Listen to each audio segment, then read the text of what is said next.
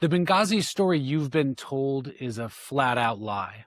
The true story is one of regime change sponsored by the United States, an ambassador left to die, a Clinton aide who wanted to profit, and a French president who wanted to win an election. I'm Ron Chapman, a federal lawyer and former Marine Corps judge advocate. I've spent hundreds of hours looking into Benghazi, the Clintons, and the terrible events of that day. It's time we hold people accountable. And this starts with the truth here on Off Air.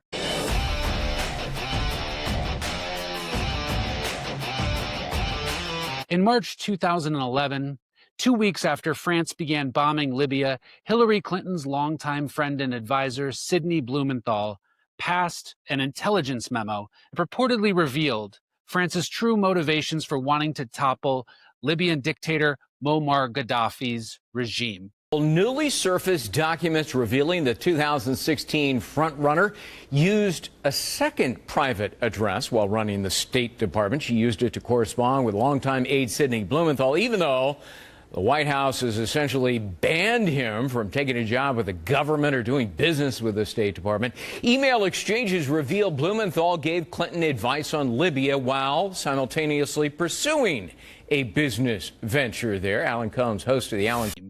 The French president at that time claimed to be freeing the Libyan people from tyranny. Blumenthal's memo suggested that he was driven by less noble incentives, securing Libyan oil, preventing Gaddafi from establishing a gold-backed currency that could threaten French influence in Africa. Clinton, who had convinced the president, Barack Obama at the time, to intervene in Libya, was receiving a significant amount of intelligence from Blumenthal, despite his lack of official State Department position. He was paid under the table. Nearly a third of all emails Hillary Clinton received on Libya's security situation came from Blumenthal, who was on the Clinton Foundation payroll at $10,000 per month while pursuing his own business interests in Libya. The relationship between Sarkozy and Gaddafi had a complicated history. Gaddafi had visited France in December 2007, shortly after Sarkozy's election, receiving favorable treatment, including permission to pitch a heated Bedouin tent in the gardens of Hotel de Magerie and a private tour of the Louvre. The visit was aimed at brokering a $200 million arms deal. However, allegations later surfaced that Gaddafi had helped fund Sarkozy's 2011 electoral campaign. French investigative news site Mediapart published an official document from 2006 detailing plans for the dictator to bankroll Sarkozy's campaign to the tune of 50 million euros. Sarkozy took the lead among European nations in pushing for military action. One has to wonder why the relationship between Gaddafi and Sarkozy was so, let's say, cozy. Eventually, Sarkozy would be convicted of receiving illegal campaign contributions from Gaddafi. The parade that occurred in Paris during the time of the election was clearly a gift to Gaddafi to legitimize him after his massive campaign contribution. But it's clear that when Gaddafi became too much of a problem for Sarkozy, he had to be eliminated. Sarkozy would be sentenced to 3 years in prison, with 2 years suspended. He would serve 1 year in jail for his relationship with Gaddafi. One has to wonder why there are so many felons surrounding Hillary Clinton, the Clinton Global Initiative, and its actions. One has to wonder why Clinton hid her emails. One has to wonder why a French president was convicted of illegal campaign contributions surrounding Gaddafi. And one has to wonder why the Obama administration and Hillary Clinton were hands-off of Libya and were afraid to get involved, including the commitment of troops. Well, it seems pretty clear. They must have known what Sarkozy was up to. They must have known that Libya did not have clean hands, that Sarkozy's involvement was not legitimate. They must have been between a rock and a hard place. Military intervention in support of Sarkozy's unlawful actions of ousting a president simply to get rid of him, were corrupt. The Blumenthal intelligence network, as well as Hillary Clinton, played a significant role in the Libyan intervention. In February 2011, she told the UN Human Rights Council in Geneva that it's time for Gaddafi to go. Blumenthal's role in providing intelligence to Clinton has raised serious questions about her use of a private email server and potential conflict of interest. Blumenthal's intelligence appeared to come from a network that included a former CIA clandestine officer. The memos that Blumenthal sent were marked confidential and often cited sensitive sources with Libyan opposition and Western intelligence services. These emails only came to light after Romanian hacker known as Guccifer broke into Blumenthal's account in 2013. The hacked emails revealed that Blumenthal and his associates were not merely providing intelligence, but were actively working to help Libyan opposition while simultaneously pursuing business opportunities in post-Gaddafi Libya. The business connection that Blumenthal had was a company called Osprey. The New York Times revealed that Blumenthal was advising Clinton off the books on Libya while also advising a group of private individuals hoping to secure reconstruction contracts in post-Gaddafi Libya. Emails show that Blumenthal and Cody Shearer, another longtime Clinton operative, were negotiating with Drumheller to send operatives to Tunisia and the Libyan border. These operatives appeared to be linked to David L. Grange, a retired Army general who founded Osprey Global Solutions, a consulting firm that offers security training, intelligence, and other services. The leaked documents that Guccifer leaked included a memorandum of understanding between Osprey Global Solutions and Libya's National Transition Council, agreeing that Osprey would assist in resuming access to assets and operations in Libya and train Libyan forces, while Blumenthal's lawyer later denied he had any financial interest in these ventures. The emails paint a picture of a shadow operation operating inside the Clinton camp alongside U.S. official diplomatic channels. While Blumenthal's lawyer later denied that he had any financial interest in these Libya ventures, the emails paint a picture of a shadow operation working alongside official U.S. diplomatic channels. Security concerns before the attack started to arise before September 2011. Concerns about security in Libya were being raised by everyone. An email forwarded to Clinton from Elizabeth Dibble, then Principal Deputy Assistant Secretary in the Bureau of Near Eastern Affairs, described the embassy's Tripoli facility as not salvageable, with collapsed floors and melted ballistic glass. In June 2011, the U.S. team in Benghazi was staying in a hotel that received a credible threat against it. The Americans were evacuated after the information was received and suggested that the property would be under attack within 24 to 48 hours. Ambassador Chris Stevens had requested additional security, asking in an email in July 2012 for a minimum of 13 armed guards, which State Department denied. The security situation in Benghazi continued to deteriorate. Islamic militants attacked a U.S. diplomatic outpost in Benghazi. The attack resulted in the deaths of 4 Americans: Ambassador Chris Stevens, Officer Sean Smith, Tyrone S. Woods, and Glenn Doherty. Just weeks before the attack, Blumenthal had sent Clinton a memo citing an extremely sensitive source who highlighted a string of bombings and kidnappings of foreign diplomats and aid workers in Tripoli, Benghazi, and other locations. While this didn't explicitly warn of an attack on U.S. diplomats, it betrayed a rapidly deteriorating security situation. The day after the attack, Blumenthal sent a memo claiming that a sensitive source said the interim Libyan president was told the assault was inspired by an anti-Muslim video made in the United States. However, he followed up the next day stating that Libyan security officials believed the Islamist radical group Ansar al-Sharia had prepared the attack a month in advance. State Department had hired a small British security firm called Blue Mountain Group to recruit local unarmed guards for the Benghazi compound. The firm was working with Muhammad Al-Amir, a Tripoli-based businessman who provided the license needed to legally operate in Libya. Investigations later revealed that Al-Amir had previously worked with Unaoil, a Monaco-based company later implicated in a massive international bribery scheme. While Al-Amir denied knowledge of Unaoil's alleged bribery, business emails and communications suggested that Al-Amir had connections to the Gaddafi regime. The State Department's Accountability Review Board concluded that Blue Mountain's performance was inadequate and contributed to the deaths of the 4 Americans. Why did Hillary Clinton choose Blue Mountain?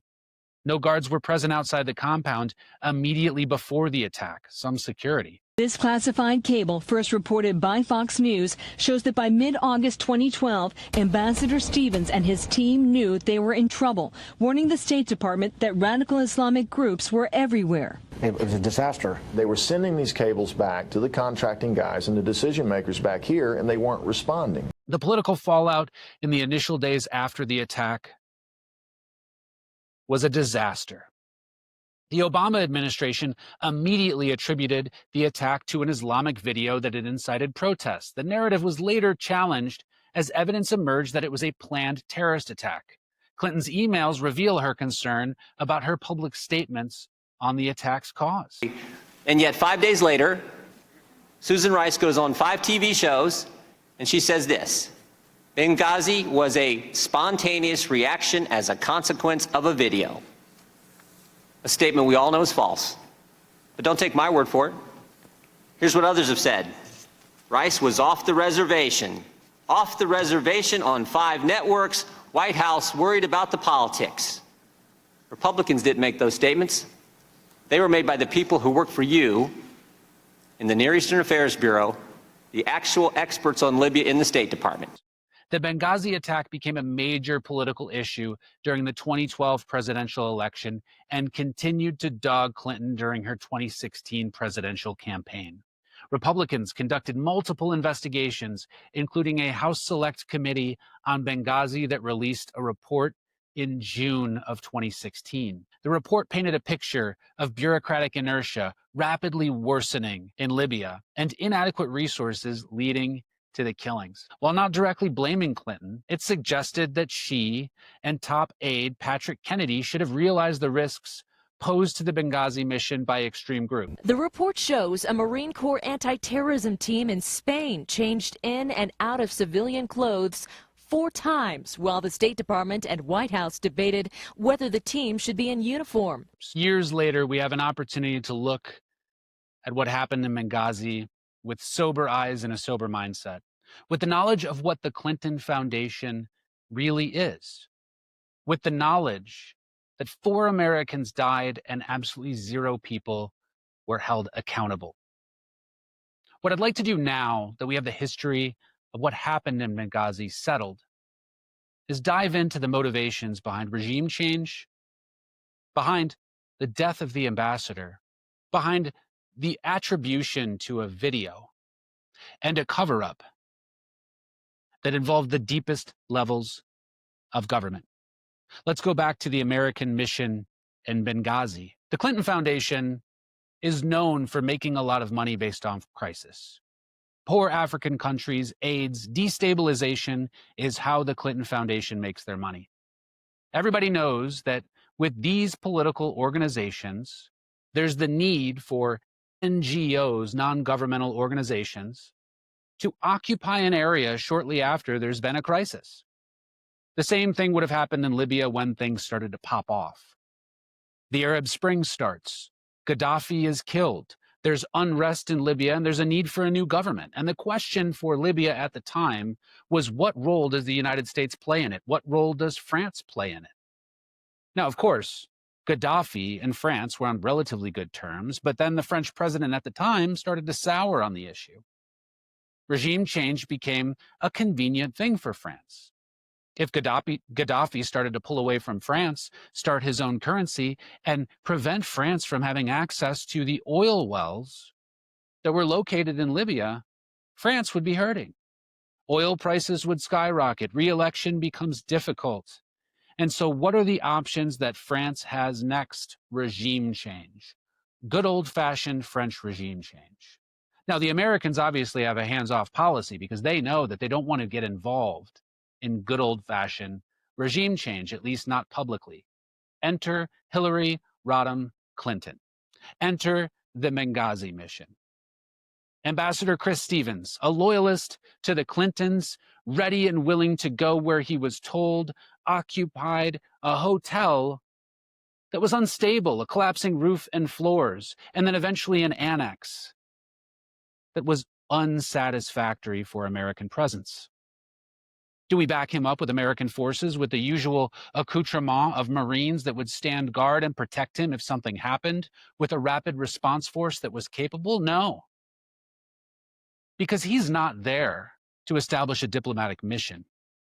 He's there to make sure that America has a seat at the table in the new regime. But he has to do so quietly. Hillary Rodham Clinton, with her off-the-books Sidney Blumenthal connection and her private email server, has the ability to get intelligence on Libya and what's going on with contractors so that she and Blumenthal can make sure that all of their friends have a seat at the table too. Sidney Blumenthal was providing rapid security assessments. Ironically, Hillary Clinton and Sidney Blumenthal emailed back and forth on the private Clinton email server, but Ambassador Stevens didn't have Hillary Rodham Clinton's email address and did not have direct communication with Hillary Clinton. Why would an off-the-books aide to Clinton, who was not allowed to work for the State Department, have the ability to correspond related to classified matters with Hillary Clinton, when the ambassador on the ground who's facing great personal risk is not able to do so? That's because Ambassador Stevens communicates through public channels. Sidney Blumenthal communicates through private channels. Private channels on an email server where the only production of emails related to that server have to go through Hillary Clinton herself and her lawyers. I hate to say that we know a lot of this simply from a French hacker, Guccifer, who hacked Hillary Rodham Clinton's email and was able to obtain emails that Hillary Clinton fraudulently withheld from the American public for years. Emails related to Sidney Blumenthal's activities, emails related to the setting up of companies and interests in Libya, in post-war Libya. Libya destabilization created a vacuum. The Clintons, the French, scrambling for a seat at the table and oil in Libya, and to make money for their friends in private contracting, left Ambassador Stevens out to dry. Now, we have to ask ourselves, why not put some military presence in there? What's the harm? Well, a military presence in Libya looks like an occupation of Libya. It looks like America is getting involved in the quagmire that is Libya. America at that time couldn't afford an Iraq situation. Just before this happened, I was in Afghanistan and dealt with the major rapid pullout of Afghanistan by President Obama. At that point in time, he was blaming most terrorist activities on a Quran burning or some other anti-Islamic sentiment. It was normal for them to create this video-style controversy and blame things on anti-Islamic sentiment. No wonder they blamed this attack on a video, despite the fact that the mortar was so accurate and everybody knew it that it could never have been blamed on random acts of violence. This was a coordinated terrorist attack, and the reason why it happened because there was no American presence at the gates in Libya. Let's talk about Blue Mountain Group, the Welsh contractor that was paid a six-figure contract. It was the first contract they ever had with the State Department related to this type of security. And you would expect that if you're contracting with the State Department to provide security, you would do exactly that. Despite that fact, the contractors with Blue Mountain did not pick up rifles and stand on guard at the gates like they promised they would. Instead, they decided to contract with the local militia, a local Libyan militia, during a regime change and an unstable environment. That militia did exactly what we expected them to. They abandoned. They didn't fight. They didn't pick up arms. They didn't provide security. Was anybody in the Blue Mountain Group prosecuted for fraud? For the deaths of those 4 American citizens? Absolutely not. And why not? Because that prosecution would have resulted in evidence linking Hillary Clinton to the failures of security. And occupying force in Libya is a problem. It pisses off the incoming Libyan president, and it prevents the Americans from looking like they're hands off. At that point in time, Obama was rapidly removing troops from Libya. He was rapidly removing troops from Afghanistan and other areas of occupation. He couldn't have the appearance of a military intervention in Libya. So why have an appearance at all? Because Hillary Clinton and the State Department decided to. Now, despite all that, no security on the ground, no protection for the people there, why don't they have a quick reaction force? Reports from the quick reaction force that was later silenced by the State Department, reports from that quick reaction force said that the Marines who were ready to launch and provide aid to that embassy while it was under attack were spending their time changing in and out of civilian clothes because nobody could decide whether they should give the appearance of military or civilian. Now, as a former military lawyer and somebody who was a military lawyer at the time, I would have told you that those Marines need to show up in uniform. Who cares if there's the appearance that the Americans are coming to Libya? When you attack our American citizens, you get the full force of American power down your throat. No questions asked. Those Marines were chomping at the bit to get in Ospreys and drop on that compound and lay waste to anybody who provided resistance, to secure the ambassador or those who remained alive and to protect them. To walk up to them and say, America is here, we've got you, and you're going to be safe. That's the promise that we get as American citizens. But not in Hillary Clinton's America, not in Barack Obama's America. Now, after the Benghazi attack, after the death of 4 American citizens, after its role in the 2012 election and its role in the 2016 election, after the committee and the 800-page report, we expected to see someone pay the piper for what happened in Benghazi. We did not see that. We did not see one person held accountable. There was one terrorist who was prosecuted, but that's hardly enough for America. Let's ask ourselves, why is Hillary Clinton not paid the price for wiping emails from her server? Why is Sidney Blumenthal allowed to receive $10,000 off the books and engage in correspondence on a private email server related to regime change and negotiate on behalf of the United States without getting the full force of American law and prosecution? Why are we allowed to wipe emails and hide them from the American public? Why are we allowed to lie at committee hearings? Why are we allowed to fail to do our job to protect American citizens? Why are we allowed to blame that on a videotape?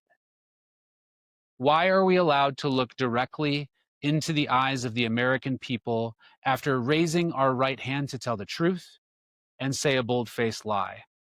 The Clinton family has a habit of doing that. And Hillary Clinton did just that during the Benghazi investigation.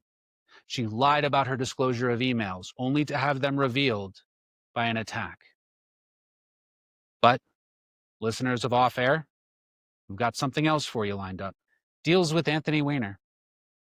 You know, the congressman who was prosecuted and convicted and sentenced to jail, the husband of former Clinton aide Huma Abedin, a person whose laptop was taken and investigated, and a person who had emails on his laptop from Huma Abedin that did not show up in the State Department produced emails during the Benghazi investigation. Donald Trump has those emails. The FBI has those emails. Kash Patel has those emails. Now, with those emails in the possession of these entities, I would expect a full investigation into Hillary Clinton, Huma Abedin, Sidney Blumenthal, and those who were responsible for Benghazi. Ambassador Chris Stevens did not deserve what happened, nor did any other American who was on the ground that day, even those who survived. That is not how we treat our American citizens. That's not how we secure our embassies. And the one thing that we need to do right in America is protecting American citizens. It's not advancing Hillary Clinton's private interests. It's not advancing regime change. It's not protecting French oil. It is caring for our American citizens protecting them from danger, and ensuring that you only put them in harm's way if it is vital to American interests.